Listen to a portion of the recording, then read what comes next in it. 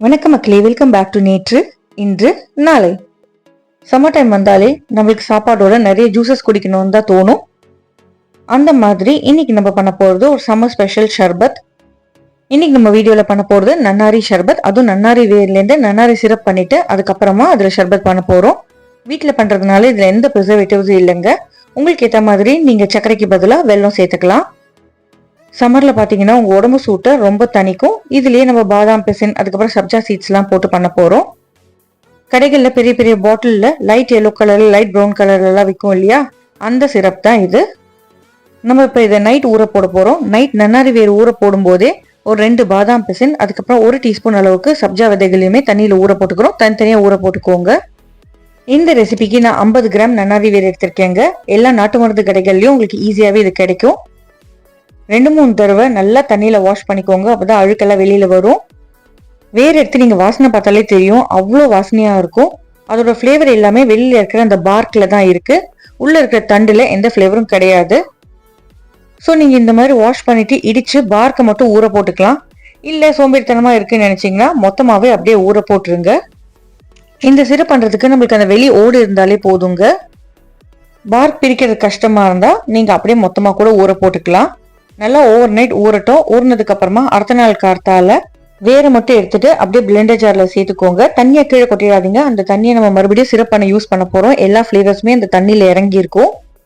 Mixie ஜார்ல சேர்த்ததுக்கு அப்புறமா குறைன்னு அரைச்சி எடுத்துக்கலாம். வேறு கொஞ்சம் ஹார்டா இருக்குங்கிறதுனால முதல்ல பல்ஸ் பண்ணிக்கோங்க. அதுக்கப்புறமா நீங்க கிரைண்ட் பண்ணிக்கலாம். டைரக்டா நீங்க வாங்கி அரைச்சிங்கன்னா அரைப்படுறது கஷ்டமா இருக்கும். ஊற வச்சு அரைச்சிங்கன்னா உங்களுக்கு ஈஸியா அரைப்பட்டுரும். ஊற வச்ச தண்ணியை பார்த்தாலே உங்களுக்கு கலர் டிஃப்ரென்ஸ் தெரியுங்க. அப்படியே லைட் ப்ரௌன் கலராக மாறி இருக்கும். இப்போ அரைச்ச இந்த நன்னாரி வேர் எல்லாத்தையுமே ஒரு பெரிய பாத்திரத்துக்கு மாற்றிக்கலாம்.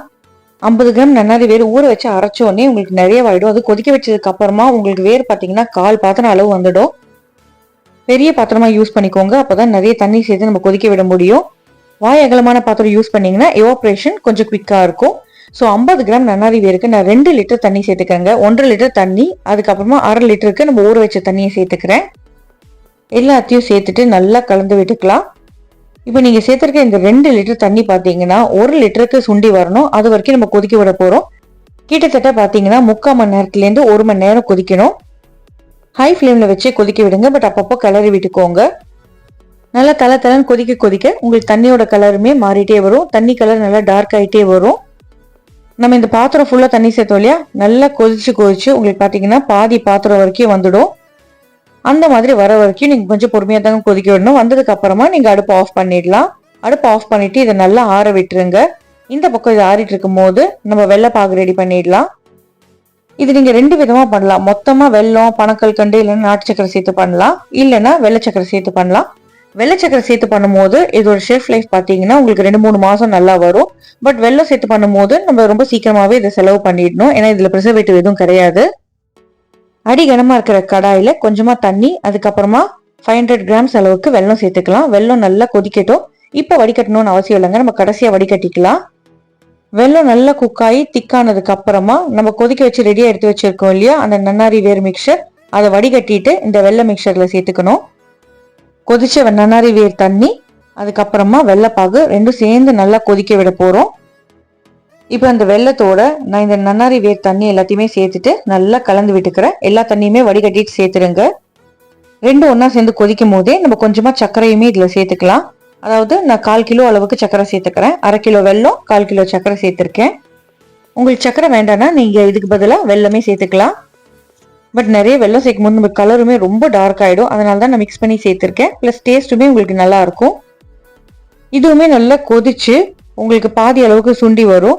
சுண்டினதுக்கு அப்புறம் பார்த்தீங்கன்னா இந்த லிக்விட் கொஞ்சம் அப்படியே கிரீஸியாக மாறும். கிரீஸியாக மாறினதுக்கு அப்புறமா ஒரு எலுமிச்சை பழத்துலேயும் ஜூஸ் புழிஞ்சு விட்டுட்டு அடுப்பு ஆஃப் பண்ணிடுங்க. ரொம்ப நேரம் எலுமிச்சை பழம் புழிஞ்சு கொதிக்க விட்டீங்கன்னா கசந்துரும்.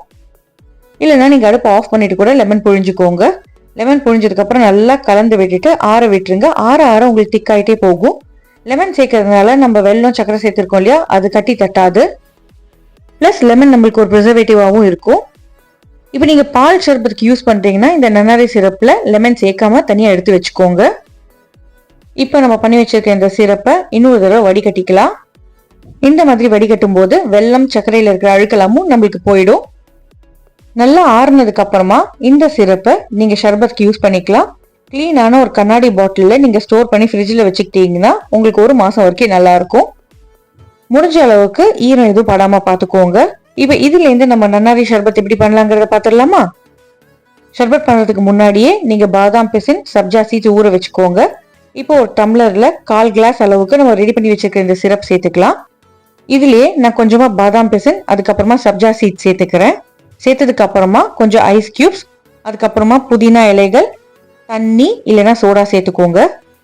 மேல கார்னிஷ் பண்றதுக்கு லெமன் ஸ்லைசஸ், கொஞ்சமா லெமன் ஜூஸ் சேர்த்துட்டு மிக்ஸ் பண்ணிட்டு சில்டா சர்வ் பண்ணுங்க. சாப்பிட்றதுக்கு சூப்பரா இருக்கும். இது ஆக்சுவலி ஒரு ப்ரீமிக்ஸ் சிரப் மாதிரி தாங்க. இந்த சிரப் நீங்க சேர்த்துட்டு லெமன் புழிஞ்சிட்டு தண்ணி சேர்த்தாலே போதுங்க, உங்களுக்கு ஷர்பத் ரெடி ஆயிடும். டக்கு நீங்க வெளியில போயிட்டு வந்தா சில்லுன்னு சாப்பிடணும் போல இருந்தா இந்த ஷர்பத்தை நீங்க ஈஸியா பண்ணி சாப்பிடலாம். உடம்புக்கும் ரொம்ப குளிர்த்தி. சாப்பிட்றதுக்கும் பாத்தீங்கன்னா அந்த நன்னாரி வேர் வாசனையோட அவ்வளோ ஃப்ரெஷ்ஷா இருந்தது. பண்றதுக்கு ஆக்சுவலி ரொம்ப ஈஸி தான், ஆனா கொதிக்கிற டைம் தான் கொஞ்சம் ஜாஸ்தி. நல்லா ஃபிஸியா சாப்பிடணும்னு நினைச்சீங்கன்னா சோடா சேர்த்துக்கலாம், இல்ல ஹெல்த்தியா சாப்பிடணும்னு நினைச்சீங்கன்னா தண்ணி சேர்த்துக்கோங்க. ஒரு தடவை ஃப்ரெஷ்ஷா வேர் வாங்கி வீட்டில் ட்ரை பண்ணி பாருங்க. அதுக்கப்புறம் கடையில் இருக்கிற ரெடிமேட் சிரப்பை நீங்க வாங்கவே மாட்டீங்க, ஏன்னா உங்களுக்கு அவ்வளோ ஃபிளேவர் டிஃபரன்ஸ் தெரியும். சூப்பரான ஹோம்மேட் சிரப்ல பண்ண நன்னாரி ஷர்பத் ரெடி. உங்க வீட்டு கெஸ்ட் இல்லைன்னா பார்ட்டி டைம்ல கூட நீங்க இந்த மாதிரி பண்ணி சர்வ் பண்ணலாம். இந்த ரெசிபி உங்களுக்கு பிடிச்சிருந்தா உங்க வீட்டில் ட்ரை பண்ணி பாருங்க. ட்ரை பண்ணி பார்த்துட்டு எப்படி வந்ததுங்கிறத எனக்கு மறக்காம கமெண்ட்ஸ்ல சொல்லுங்க. இந்த நன்னாரியில பாத்தீங்கன்னா கூலிங் ப்ராப்பர்ட்டிஸ் மட்டும் இல்லைங்க, டைஜஷனுக்கும் ரொம்ப நல்லது, பிளட்டையுமே பியூரிஃபை பண்ணும், பிளஸ் கிட்னி ஸ்டோன் இஷ்யூஸ்க்கெல்லாமும் நல்லதுன்னு சொல்றாங்க. இதே மாதிரி நம்ம சேனல்ல நிறைய சம்மர் ஸ்பெஷல் ரெசிபிஸ் இருக்குங்க, அதையுமே டைம் இருக்கிறப்போ செக் பண்ணி பாருங்க. அதர்ஸ்ங்கிற பிளேலிஸ்ட்குள்ள ஜூசஸ் அண்ட் மில்க் ஷேக்ஸ் இருக்கு. கேரளால பாத்தீங்கன்னா இந்த நன்னாரி சிரப் வச்சு பால் சேர்த்துட்டு பால் ஷர்பத் பண்ணி தருவாங்க, அதுவுமே டேஸ்டியா இருக்கும். இந்த வீடியோ உங்களுக்கு பிடிச்சிருக்கும்னு நினைக்கிறேன். நம்ம சேனலுக்கு நீங்க ஃபர்ஸ்ட் டைமா வரீங்கன்னா லைக் பண்ணுங்க, ஷேர் பண்ணுங்க, சப்ஸ்கிரைப் பண்ணுங்க. இன்னும் நல்ல வீடியோவோட நல்ல ரெசிபியோட உங்களை நாளைக்கு சந்திக்கிறேன். Until then, take care, bye bye, thanks for watching, have a great day.